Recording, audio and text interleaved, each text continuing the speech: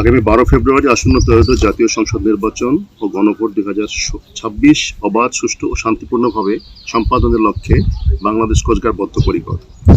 নির্বাচন উপলক্ষে গত 18 জানুয়ারি মোতায়েন হয়ে আগামী 14 ফেব্রুয়ারি 2026 পর্যন্ত মোট 28 দিনব্যাপী বাংলাদেশ কোস্টগার্ড দায়িত্বাধীন উপকূলীয় এবং নদী তীরবর্তী দুর্গম ও গুরুত্বপূর্ণ এলাকাসমূহে ভোট কেন্দ্রে দায়িত্ব পালন করবে।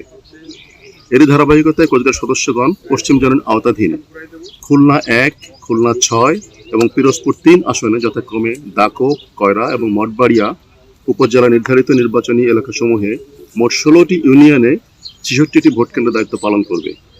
এ সময় ঝুঁকিপূর্ণ ও স্পর্শকাতর এলাকাসমূহে বিশেষ গোয়েন্দা নজরদারি, ড্রোন নজরদারি এবং নিয়মিত টহল ও প্রয়োজনীয় আইনানুগ ব্যবস্থা গ্রহণের মাধ্যমে একটি উৎসবমুখর ভোটের পরিবেশ সৃষ্টির প্রচেষ্টা অব্যাহত থাকবে।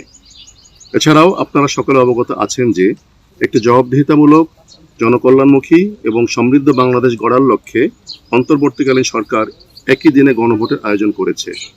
নির্বাচনকালীন আইনশৃঙ্খলা রক্ষার পাশাপাশি সাধারণ জনগণের ভোটাধিকার নিশ্চিতকরণ এবং যে কোনো ধরনের সহিংসতা দমনে বাংলাদেশ কোস্টগার্ড সর্বদা সতর্ক ও প্রস্তুত রয়েছে।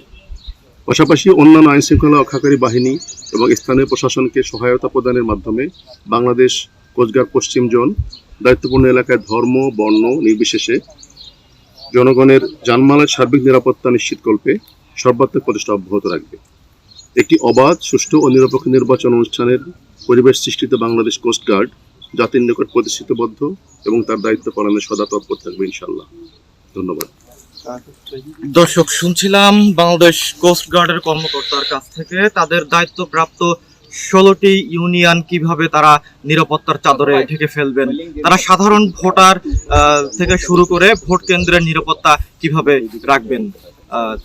বাংলাদেশ কোস্টগার্ড পশ্চিম জোন থেকে এই ছিল সর্বশেষ। তারিকুজ্জামান, নয়াদিগন্ত, বাগেরহাট।